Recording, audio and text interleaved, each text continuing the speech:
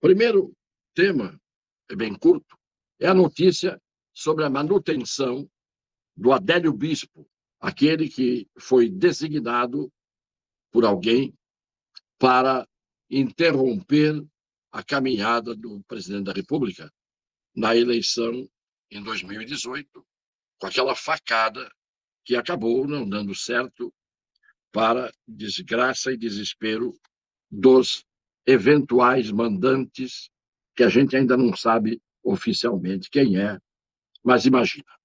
Então, aí a notícia a respeito do Adélio, meu caro Bill. Bispo, autor da facada no presidente Jair Bolsonaro, vai continuar internado no Presídio Federal de Campo Grande, Mato Grosso do Sul. E segundo determinação da 5ª Vara Federal da capital, a decisão judicial levou em consideração o resultado da perícia realizada em julho, a qual aponta que Adélio continua representando risco para a sociedade. Bem, se o laudo diz que ele continua sendo perigoso, e o critério da periculosidade é o que mantém os criminosos internados, pelo jeito, ele vai ficar até o fim da vida, porque a periculosidade não é erradicada de uma hora para outra. E se não foi até agora, é evidente que não pode acontecer uma coincidência de depois das eleições, dependendo do resultado das eleições, ele recebe a graça de ficar curado.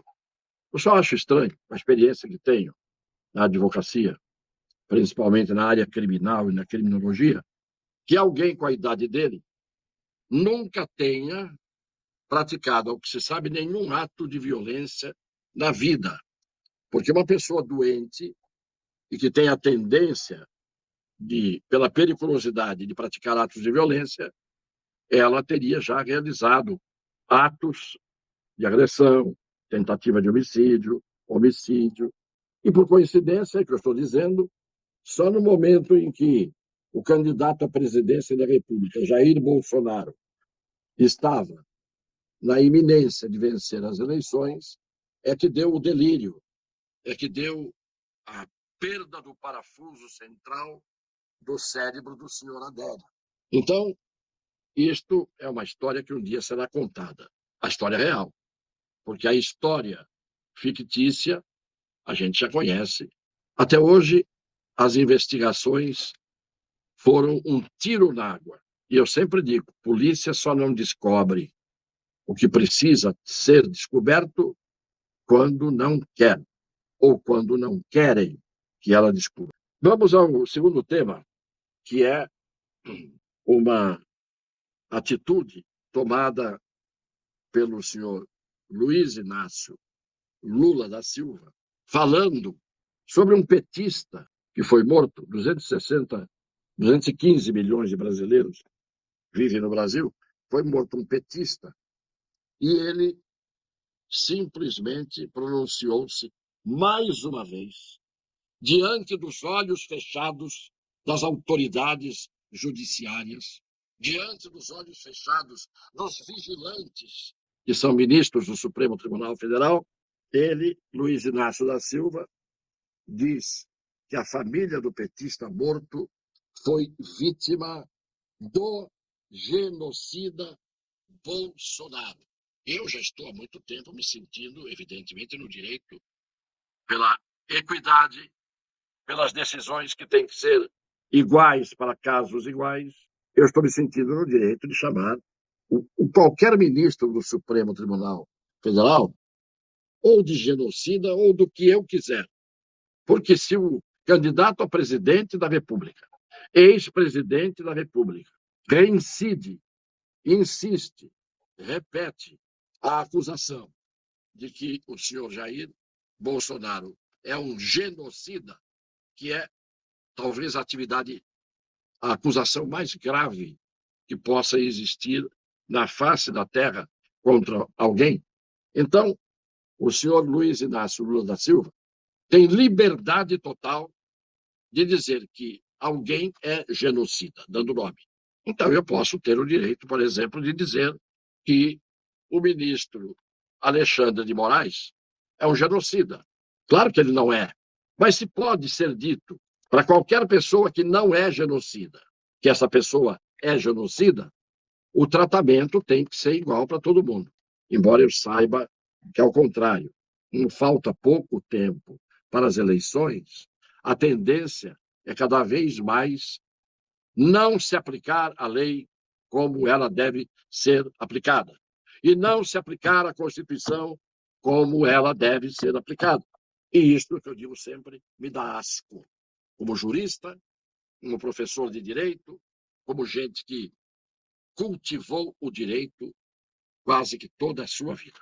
O terceiro tema é, ainda outra vez, a consagração da falta de vergonha. É a consagração dos desavergonhados. Desta vez, é o ministro Benedito Gonçalves, do TSE. Sabe o que ele decidiu? Ele determinou que o presidente da República, que é candidato à eleição, e tem que ser tratado como presidente e tem que ser tratado como candidato, ele não pode exibir as imagens do dia 7 de setembro no seu programa eleitoral. Vejam a notícia. Primeiro, depois eu comento. Como fica essa situação? Essa determinação refere-se apenas ao evento de Brasília ou também aos atos realizados em São Paulo e no Rio de Janeiro?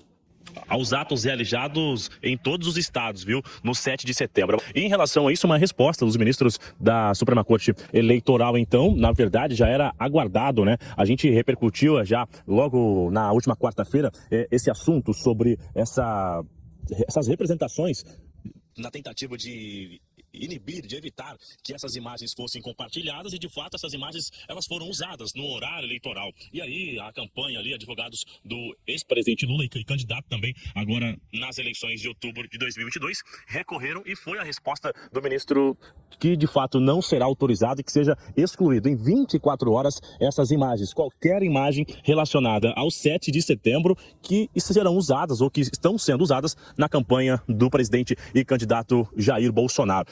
Eu não tenho palavras, tenho, mas não quero usá-las, para definir esse ministro Benedito Gonçalves, do TSE. O que não é possível é nós acreditarmos que haja, por parte de algumas pessoas, uma falta total de freio, uma falta total de pudor, uma falta total de vergonha. A notícia diz: atos oficiais não podem ser exibidas no horário de televisão do candidato, atos oficiais. Pois muito bem. Como atos oficiais? Ato oficial foi o ato de Brasília antes da manifestação na esplanada dos ministérios.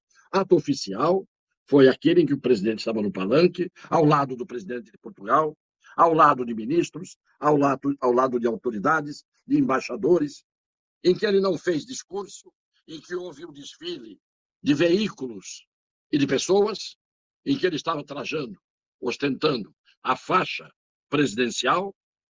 Quando terminou o ato oficial, a cerimônia acabou. Que ato oficial é o povo ir para o Rio de Janeiro, para São Paulo, para Salvador, para Porto Alegre, lotando as praças e ruas dessas capitais, sem a presença do presidente, sem que ali houvesse um ato oficial que aconteceu na capital da República, em Brasília. Então, como? Se a proibição é para os atos oficiais, imagens de atos oficiais, tudo bem, nenhum problema. Agora, por que nas outras capitais? Não eram atos oficiais. Eram povos ocupando os espaços em manifestação cívica, patriótica, sem inclusive a presença do presidente. Quem é quem neste país, sob pena de estarmos numa ditadura? Quem é quem para dizer não podem pôr as suas imagens? Por que não? Até onde essa gente foi, nós já sabemos, mas até onde nós podemos ir, eles não sabem, porque isso aqui é um escândalo. Por quê? Porque ele não pode exibir isso na sua propaganda eleitoral. Os outros podem, xingando, os outros podem ofendendo, os outros podem, estando onde estiverem, fazer o que quiserem. Agora, ele não. O que eu estou vendo, claramente, muita gente, milhões de pessoas no Brasil estão vendo, é um cerceamento da candidatura, é uma tentativa, muito mais do que tentativa, é um conjunto de atos tendentes a excluir a candidatura do presidente da República em exercício, dessa disputa. Tudo que vem sendo feito, se você somar cada coisa com cada coisa, não há dúvida nenhuma, inclusive esse perfil de ditadura que está visível, não há dúvida que o que se pretende é a facada lá atrás não deu certo da outra vez. Desta vez, a tentativa é de judicializar o impedimento de um presidente da República cumprir de forma absolutamente legal e democrática o direito de ser candidato. Então, não há dúvida nenhuma que nós estamos caminhando para um Gelp. Tem que falar Gelp, que se a gente falar a palavra com a pronúncia correta, os robozinhos e os algoritmos ficam assanhados. Então é isso que está acontecendo. 3 absurdos num domingo. Não são as urnas que foram postas em dúvida que talvez vão complicar o resultado das eleições. Eu acho que de tanta filtragem, de tanta fiscalização, de tanta gente dizendo que as coisas têm que correr direito, está se levando o caminho para o tapetão. Que coisa vergonhosa a gente está vendo. Por aí, imaginemos o que vem pela frente. Aliás, não precisamos imaginar. É só reparar no que está para trás, a gente vai saber muito bem o que tem pela frente. Quero repetir mais uma vez que, em razão de tudo isso, dos apelos de muita gente, decidi ser candidato a deputado estadual pelo estado onde resido, a lei manda assim, o estado de São Paulo. Embora eu tenha recebido, esteja recebendo apoio de todos os estados brasileiros nos comentários que eu recebo. Todos. Então, eu peço a todos esses, de todos os estados, que peçam a familiares e amigos do estado de São Paulo que venham junto conosco. Nós que pensamos da mesma maneira, para não nos dispersarmos, para não ficarmos isolados. 22299. Divulguem, difundam. Deus os abençoe. Um beijo no coração das pessoas de boa fé.